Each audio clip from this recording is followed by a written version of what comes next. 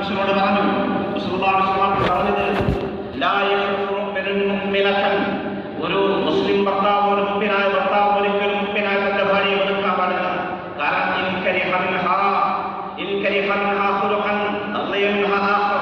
ഒരു സ്വഭാവം അവന് പറ്റുന്നില്ലെങ്കിൽ, തന്റെ ഭാര്യയുടെ ഒരു സ്വഭാവം ഇഷ്ടമല്ലെങ്കിൽ ഒരുപാട് സ്വഭാവം ഇഷ്ടമുള്ളതുണ്ടാകും.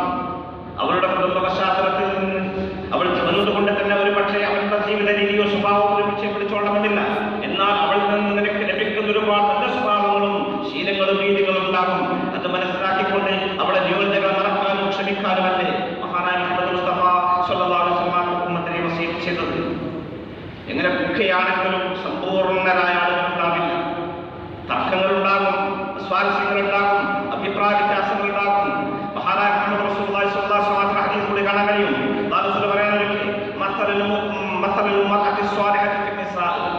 പെണ്ണുങ്ങളിൽ ഏറ്റവും നല്ല പെണ്ണിന്റെ ഉദാഹരണം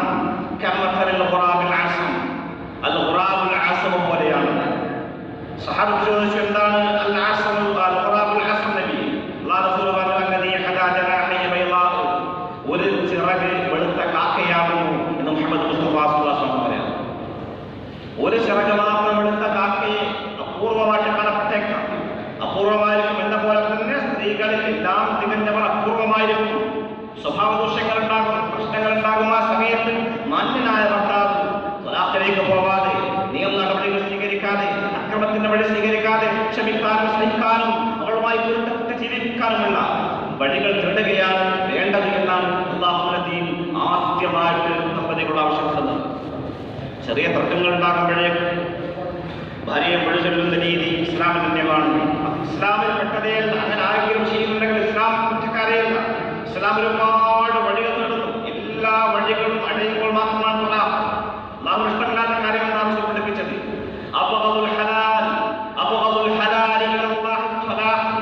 അള്ളാഹു അനുവദിച്ച കാര്യങ്ങളിൽ അള്ളാഹുവിന് ഏറ്റവും കോപമുള്ള ഇഷ്ടമില്ലാത്ത വിഷയമാകുന്നു വിവാഹമോചനമെന്ന് മുഹമ്മദ് മുസ്തഫ. അള്ളാഹു അനുവദിച്ചിരിക്കുന്നു, ശരിയാണ്, അനുവദിക്കേണ്ടി വന്നു. എന്നാൽ അനുവദിച്ച കാര്യങ്ങളിൽ റബ്ബിന് ഏറ്റവും ഇഷ്ടമില്ലാത്ത, റബ്ബിന് വെറുപ്പുണ്ടാക്കുന്ന കാര്യമാണ് വിവാഹമോചനമെന്ന് അള്ളാഹു പുസ്തകങ്ങൾ പഠിപ്പിക്കുകയാണ്. ത്വലാഖിലേക്ക് എത്തുന്നതിന്റെ മുമ്പ് ഒരുപാട് വഴികൾ കാണണം. ഇന്ന് മാധ്യമ ചർച്ചകളിലും ദൃശ്യമാധ്യമങ്ങളുടെ സ്തുതികളും വരുന്നുകൊണ്ട് ഇസ്ലാമിനെതിരെ വളർന്ന മുസ്ലിം നാമധാരികളും നിരീശ്വരവാദികളും ഫാസിസ്റ്റുകളൊക്കെ മനസ്സിലാക്കേണ്ടത് പഠിക്കണം.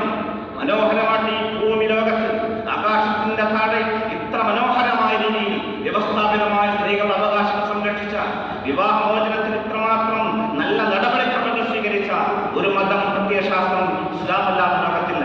മറ്റെവിടെ കാണാൻ പറ്റും? ഇന്ന് ത്വലാഖ് മുസ്ലിമുകൾക്ക് ഇടയിൽ മാത്രമാണോ? വിവാഹമോചനം നമ്മൾ മാത്രമാണ് നടക്കുന്നത്? എത്ര ദമ്പതികളാണ് വിരിഞ്ഞത്? നമ്മുടെ കേരളത്തിൽ മാത്രം അടുത്തൊരു സാമൂഹ്യ മാധ്യമത്തിൽ വന്നൊരു പോസ്റ്റ്, 50-ലധികം താരദമ്പതികൾ സിനിമാ ലോകത്തെ പ്രഗത്ഭരായ 19ഓളം ത്വലാഖുകൾ അടുത്ത കാലത്ത് നടന്നിട്ടുണ്ട്. മഞ്ജു വാര്യരും ദിലീപും പിരിഞ്ഞില്ലേ? കാവ്യമാധവൻ ഭർത്താവ് പിരിഞ്ഞില്ലേ? അതുപോലെ ഒരുപാട് ആളുകൾ ഭാര്യമാരെ ഒഴിവാക്കിക്കൊണ്ട് മുകേഷും സരിതയും തമ്മിൽ പിരിഞ്ഞു. ഇങ്ങനെ കേരളത്തിൽ അറിയപ്പെട്ട താരദമ്പതികൾ മുഴുവനും വഴിപിരിഞ്ഞിരിക്കുകയാണ്. ഇസ്ലാമിലെ കുടുംബങ്ങളിൽ ഏതെങ്കിലും വിവരമില്ലാത്ത ആളുകൾ അജ്ഞത കൊണ്ട് നടത്തപ്പെടുന്ന വിവാഹ മോചനങ്ങളെ കൊട്ടിഘോഷിക്കപ്പെട്ടുകൊണ്ട് അതിന്റെ പേരിൽ ഇസ്ലാമിക ശരീഅത്തിനെതിരെ കിടന്നാക്രമിക്കുന്ന ആളുകൾ നാം പഠിക്കാൻ തയ്യാറാണ്. ഒരു ഖുർആൻ അല്ലാഹു സുബ്ഹാനഹു വ തആല പറഞ്ഞു, വല്ലാത്തി തഖാഫൂന നുശൂസഹുന്ന ഫഅദുഹുന്ന വഹ്ജുറുഹുന്ന ഫിൽ മദാജിഇ വദ്രിബുഹുന്ന. പിണക്കമുണ്ടാക്കുന്ന, തർക്കങ്ങളുണ്ടാകുന്ന, അഭിപ്രായ വ്യത്യാസങ്ങൾ ഉണ്ടാക്കുന്ന ഭാര്യമാർ അവരെ നിങ്ങൾ ചെയ്യേണ്ടത് ഫഅദുഹുന്ന, അവർ ഉപദേശിക്കുക എന്നാണ്. ഒന്നാമത്തെ സ്റ്റേജ് അതാണ്. തർക്കങ്ങൾ ഉണ്ടാകും, പ്രശ്നങ്ങൾ ഉണ്ടാകും. ആ സമയത്ത് ആദ്യം ചെയ്യുന്ന ഒന്നാമത്തെ നടപടിക്രമം ഫഅദുഹുന്ന, നിങ്ങൾ അവരെ ഉപദേശിക്കണം. മനോഹരമായി ഉപദേശിക്കുകയാണെങ്കിൽ, ഈമാനുള്ള പെണ്ണാണെങ്കിൽ ഒരു വർത്തമാനം പറഞ്ഞാൽ മതിയാകും. നല്ല ഉപദേശം കൊടുത്താൽ ഈമാനുള്ള പെണ്ണാണെങ്കിൽ മാറി ചിന്തിക്കും. അവൾ താങ്കളുടെ ദാമ്പത്യ ജീവിതത്തിനെ കുറിച്ചും അതിന്റെ ഭവിഷ്യത്തിനെ കുറിച്ചും പിരിഞ്ഞാലുണ്ടാകുന്ന അപകടങ്ങളെ കുറിച്ചും കുട്ടികളുടെ ഭാവിയെക്കുറിച്ചും അതിലുപരിയായിക്കൊണ്ട് നാലെടുത്തിയാൽ കിട്ടാവുന്ന ഭയാനകമായ അവസ്ഥാവിശേഷങ്ങളെ കുറിച്ചുമൊക്കെ